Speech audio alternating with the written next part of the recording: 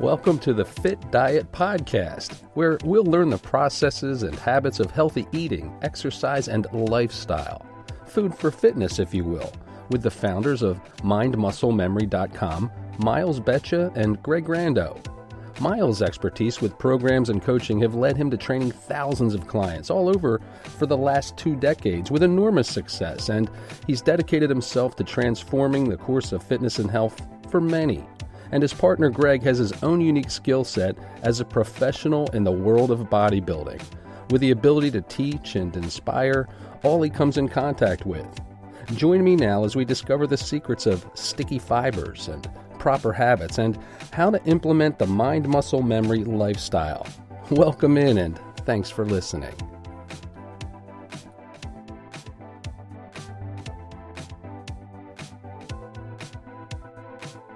And welcome back to episode number 2 of the Fit Diet Podcast, brought to us today by Mind Muscle Memory. Actually brought to us every time by MindMuscleMemory.com with our hosts Miles Beccia and his partner Greg Rando. Gentlemen, how are you today? Very good, Bobby. Thank you. Excellent.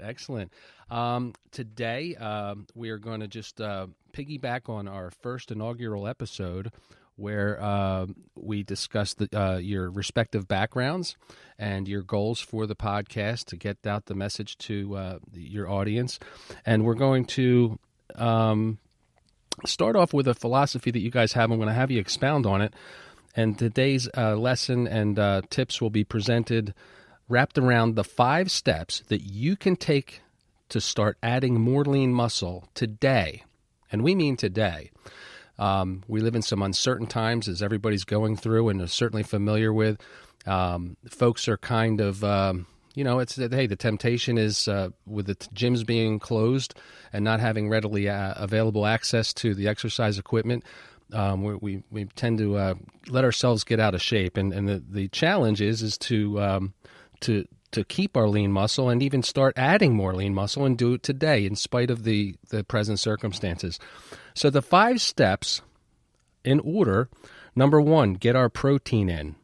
Number 2, don't forget about the fiber. Number 3, assess where we are today, where we're starting. What's our jumping off point? Number 4, implement the M3 muscle finder methods. That's the MindMuscleMemory.com M3 muscle finder methods. And finally, number 5, allow ourselves to recover and the importance of rest and recovery. So, Miles, if we could jump right in with point number 1 to the 5 steps of adding more lean muscle today, getting our protein in. What do you mean by that?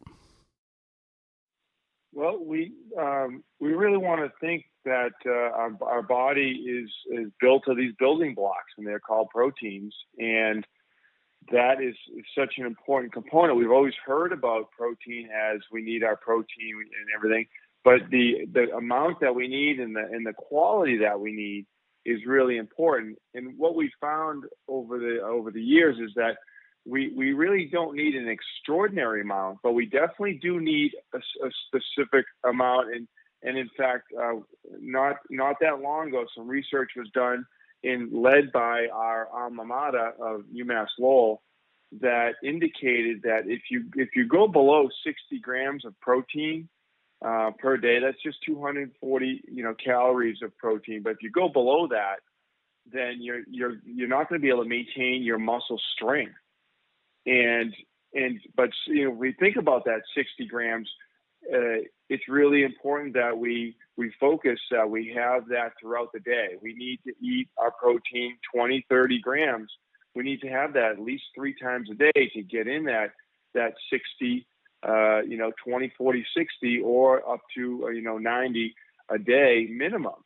And that's a minimum. Now, we can get a little bit more than that, but we don't want to overdo it, but we certainly need that. And that will help you to rejuvenate and rebuild your muscle starting today if you make sure you're eating it 3 times a day, at least 20 to 30 grams.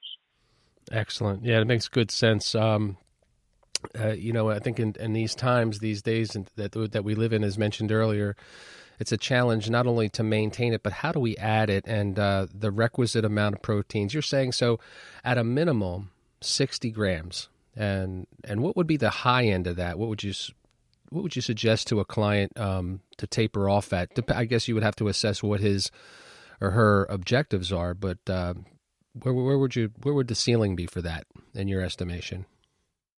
Well, yeah, we wouldn't want to have our protein go. If we're looking at somebody who's say a male who's going to eat a little bit higher, or a female who's exercising a lot. We're talking about active metabolism, because 2,000 calories a day really is a requirement that is the general requirement put out there. But we don't want to just think about that as a general. An active female and an active male are at least up to 2,200 to 2,900 calories, depending on how much activity you do every day. So if you talk about that level of calories, then you would just break that down, to percentages. So you can look at what percent and how much you're burning out. So depending on your level of activity, right? If you do 3,500 calories a day of burning activity, then you're going to have to, look at those percentages and take in, about 20% of your calories from protein. And of course, everybody's different, right? So, you would custom tailor to an individual's needs, That's kind of what that was looking at, exactly. Gotcha. So step like one, for Greg. Yeah, yes. So step number one is to get our protein in, and then number two. What do you say? Go ahead. What do you think, Greg, about that protein? The one thing, that the benefit to the looking at protein and taking in protein not only from animal sources, because that's traditionally what people think about when they take in protein. Okay, so I need to eat more chicken or more fish or more beef. But,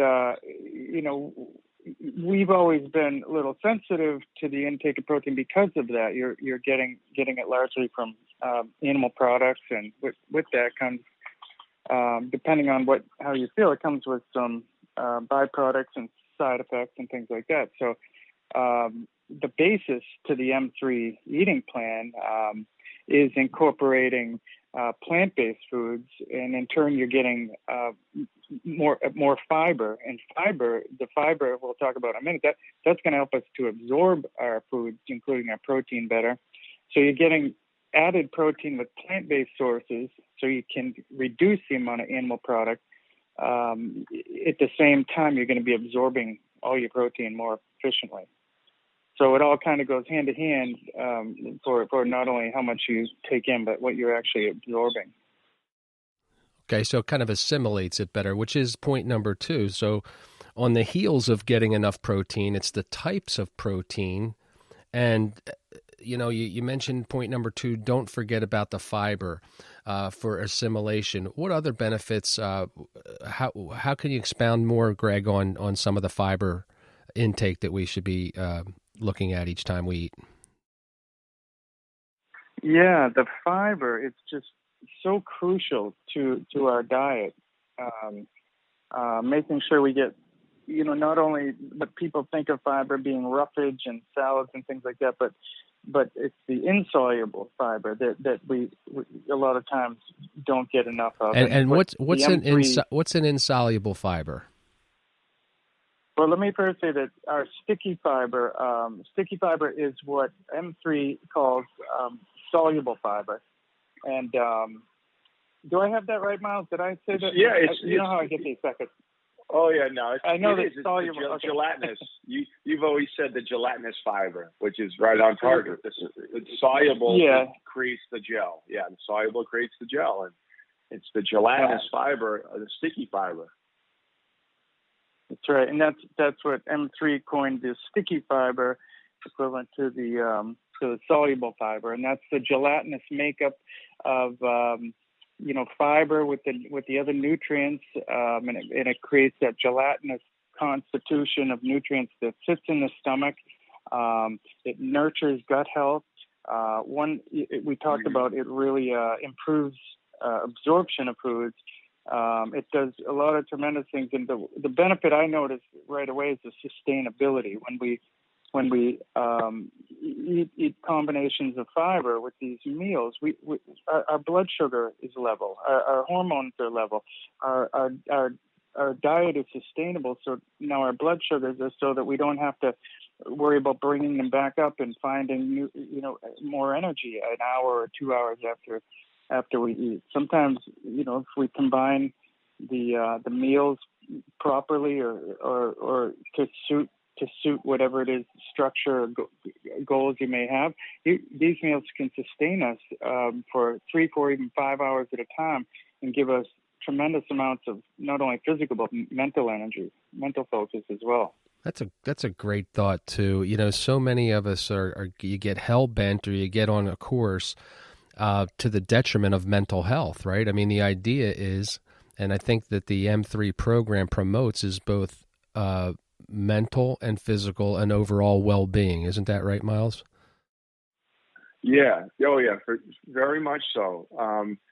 And as Greg was just saying, with the protein, plant-based foods and our vegetables, our beans, our grains, oatmeal, and our nuts that we might put in our oatmeal, our blueberries, all of those have a lot of protein with them. They have a lot of protein.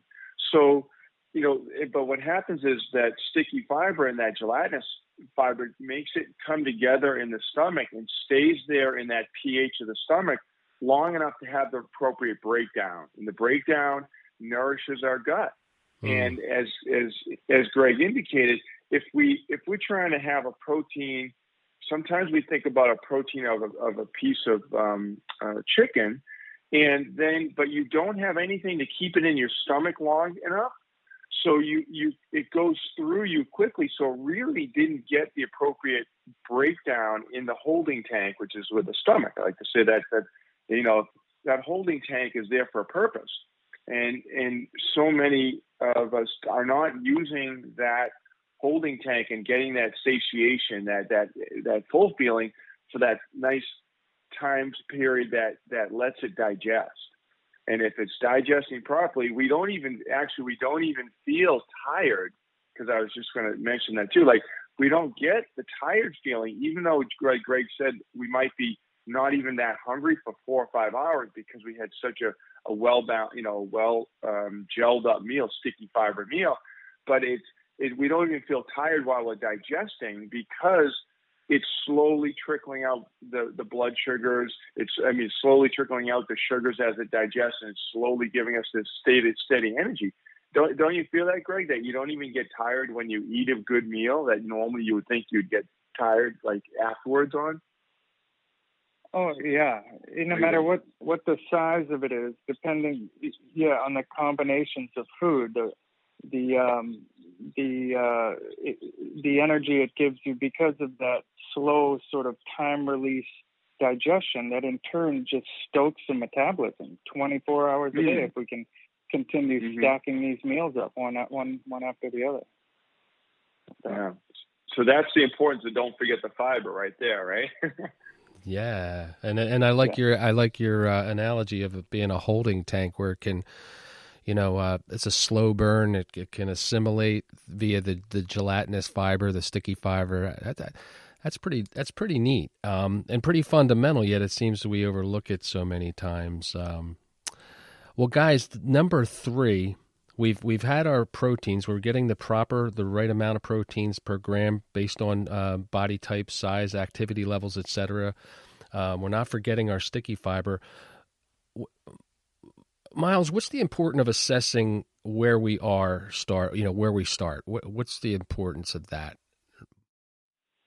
Well, it's very, very important, Bobby, because we have an integration method at M3, mind, muscle, memory, is this integration of everything. So, we like right now we're looking at particularly the Equalizer training look, and that is that equalizing the right side of your body with the left side, the front of your shoulder to the back of the shoulder. Because if you don't give some assessment to like what's your strong leg versus what's your weak leg, or what's your what's your strong elbow? Are you strong on your forearm and bicep on the left side, but not so strong on the right side, and you can't do as many reps? So if you don't take the time to assess where you are with not just your equalization and to apply the M3 method, which we're going to talk about the muscle finder method next, but if you don't look at, can you even sustain a good workout because of your aerobic capacity? So we like to look at, if you are trying to work out hard, but yet you haven't done any conditioning for your blood supply and your heart to pump that blood back and forth to those muscles and get that oxygen exchange, then you're not going to be able to get the where your mind wants to go for your workout, right? Because that's, again, your mind was like, I used to do this workout and I want to go there for this, but yet your muscles aren't equalized and your heart isn't ready for that pumping yet to those muscles either. So you really have to look at these different components to be able to assess how hard can I go and how long will I be able to last at that rate. I want to improve my overall conditioning to where I was when I was 28 years old, but yeah, I'm going to have to take some progress steps to get there. I have to develop a roadmap. So we really look at that roadmap and those small goals to get there. Which is outstanding, by the way, because it transcends the one size fits all plans of methodology that are out there. And what's unique about the M3 program is that it's customized. It allows for more customization, which will only enhance success. And you're not going to get frustrated and then jump ship prematurely. You're going to stay the course, I would think. Well, and like Greg and I talked about, Greg, you might want to talk about as well. Even as you get to a high level, it also is checking on what might you be missing to you could have a setback. So if you want to stay at a high level, you've already, it's also very much customized to make sure you stay at that high level and can produce what you want to produce at that high level too. So, Greg, remember how we were talking just the other day about even if you've reached a high level and you're at that apex, but you sort of still need to assess these different integrated pieces to make sure you don't have any setbacks and that you can continue at that high level. So wouldn't you even say, even assessing what's going on at a high level, whether it's your flexibility or whether it's your cardiovascular function or your strength equalization, those are important even at a high level. Like we were talking about the other day when you say, Greg? Yeah, exactly. We were talking about Tim and how can you guys hear me? Oh, absolutely. Mm-hmm. You sound great, buddy. Oh, sorry. Okay. We're talking and how I could even apply this at someone at an advanced level, because even though I began training Tim and we did some evaluations at the outset, and then as we carried on through, he's at a high level of performance now with a lot of good nutrition behind him that's allowing his output to be that much more. But while his muscles get stronger and his output increases, we have to make sure that his positioning and his performance is again we're maintaining balance and equalizing the moving parts to make sure we under more stress are safe and efficient with what we're doing. Mm-hmm. So to assess where we're starting at is key, and we want to make sure that this isn't our bodies, starting with our minds flowing out through our bodies, and of course implementing the M3 mind muscle memory methodologies are going to put the whole system, the whole ecosystem of our bodies in like a synchronized balance, and that's so key. So with that being said, there's a step number 4 in the 5 steps you can take to start adding more lean muscle today is the implementation of the M3 muscle finder methods. So if you could, Miles, maybe go into the methods a little bit further for us. That'd be helpful. Yeah. So the M3 muscle finder is a step-by-step understanding of how you're going to need to gain better nerve functioning to the muscle and better feel of the muscle talking back to you a little bit, right? Right. As you know, some muscles that we start working, that we can feel them stretch and flex, and some of them we can feel a burn starting, and it's in that step by step. So the muscle finder is three steps. You basically put the muscle under tension, and you try to maintain a 3 second up, 3 second down pace, so that the pace doesn't go too fast and you don't create much momentum, but you keep the muscle under tension on both letting the muscle open up and staying contracted, eccentric, and then concentric, flexing the muscle and holding it tight. So you're keeping that tension. So you try to keep a pace of about 3 seconds up, 3 seconds down. And when the muscle starts to feel the burn, then that's your indication that you're actually functioning properly on the target area. It's very easy to compensate or to create momentum and to lose the feeling of stretching and flexing and not continue with the burn. So that's the second part of it, is you're trying to maintain that burn so that you know that you're working, 60-40, like 60% of the effort is on the target muscle on that joint and 40% is on the assisting muscle on that joint, like a bicep and forearm or a deltoid and tricep maybe, or it might be. So, and then, of course, the last part of the M3 muscle finder is, do you feel the blood flow?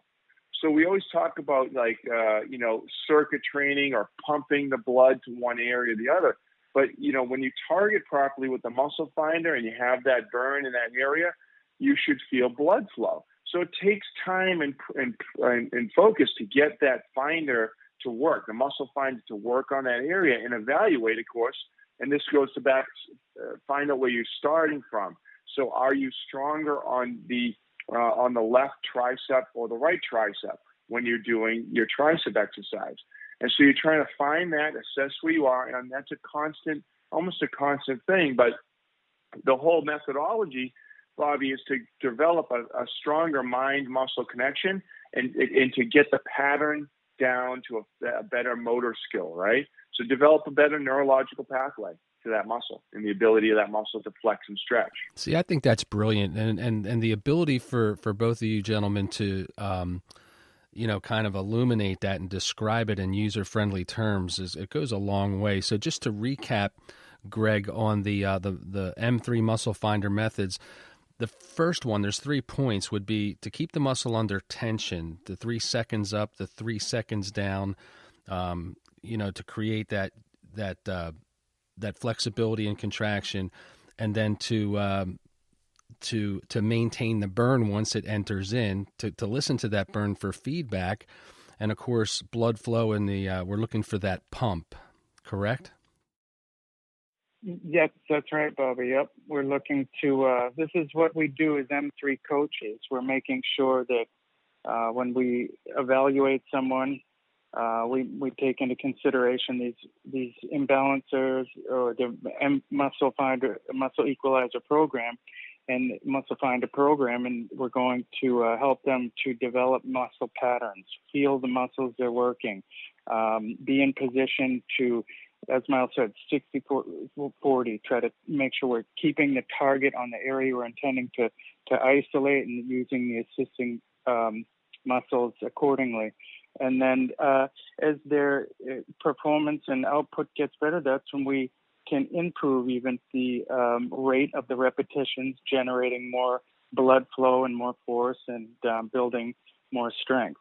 But they are crucial steps toward being, safe and developing the patterns that are necessary to make sure our focus is where it needs to be. Yeah, and that also allows you, at that point, you've got a base point and a benchmark in order to tweak. Finally, a 5-step. Yeah, and that's. Yeah, I'm sorry. I'm sorry. I was just going to highlight one part of that. You're right. You have that baseline point, Bobby, for the muscle finder, and like Greg was saying, the kinetic chain, as we pitch a ball, or we're going to, swing a golf club or something like that, that kinetic chain, we're going to move that very functionally. But if we don't have that muscle control on in the muscle balance, then that kinetic chain is going to have weak links in it and disjointed areas. So that's what I wanted to add, so you can change the pattern and do an Olympic weightlifting movement or swing a golf club or pitch a ball. But the muscle finder is that focus to get it down to that, does everything work to its best capability? Am I optimizing am I exercising my gifts, talents, and abilities properly? And that's so key. And I think that once as we go through these 5 steps and we come up to 5, Greg, being a high level competitor, IFBB bodybuilder, step 5 is allow yourself time to recover. That doesn't mean, we become sloths or couch potatoes. Can you define to me what that means, the importance of rest and recovery? After we've ingested the proper amounts of protein, we've been assessed, and we didn't forget our sticky fibers, and we realize our jumping off or our starting points, and then we implement the M3 muscle finder methods. What is the important? It has to be important, right? It's in the top 5 steps of allowing for rest and recovery. Yeah, well, when we exercise, properly employing the muscle finder program, we're going to be, targeting the muscles real efficiently. And in turn, we're going to be breaking those muscles down or creating fatigue in them based on what our ultimate goal is. And in order to repeat these patterns to increase our strength or increase our endurance, we need proper recovery. And we need to let the muscles rest and recuperate. That's giving them 24 to 48 hours in between we use them again, and it's ensuring proper nutrition, replacing those muscle sugars with quality plant-based nutrients, and making sure our hydration's proper. When consuming more amounts of fiber, it's obviously important. I found out initially it was very, very important to make sure the water intake and hydration levels were good. That's keeping the digestive tract hydrated again for more efficient absorption of our foods. So all of these components help us to ensure good recovery and recuperation to improve. So it's an integrated methodology. And Miles, maybe you can elaborate a little bit with recovery, the importance of being patient. I think the temptation for many of us, myself included, is we want it yesterday. We don't want it now. We wanted it. We got to be mindful of that too. Correct? Yes, that's you're right, and that's why a roadmap or something to look at for your season. I had a lot of different times that I frustrated. I'm like, I want to be there faster now, or things, Yes. But then you look at the seasons, whether or not it's, a preseason to get into an official season, or, how long does it really take our bodies to recuperate? So, I like the way it's been said that, hey, we're supposed to live 100, right? We're supposed to live about 100. So in that, are we going to be 30 years old in good shape? And are we going to be in 70 years old good shape? Or in between, do we have, how are we going to be? So we're looking at that whole, time span. We don't need to rush, but we certainly want to be in good shape and try to hold it all the way through, right? So that's one of the things that I always knew, and we can see it from our elders, is that, hey, we're going to live into an older age, so why don't we do it gracefully and be in good shape along the way, right? So I want to be able to see that happens, and you can't rush that getting in shape part because our bodies only respond so quickly. And every movement that we make and every flexing and everything we're doing is all these chemical reactions taking place. And like Greg said, you have to flush that stuff out, those chemical reactions. You have to let them rejuvenate. and rebuild and re-energize. So that's between rebuilding and rejuvenating and re-energizing.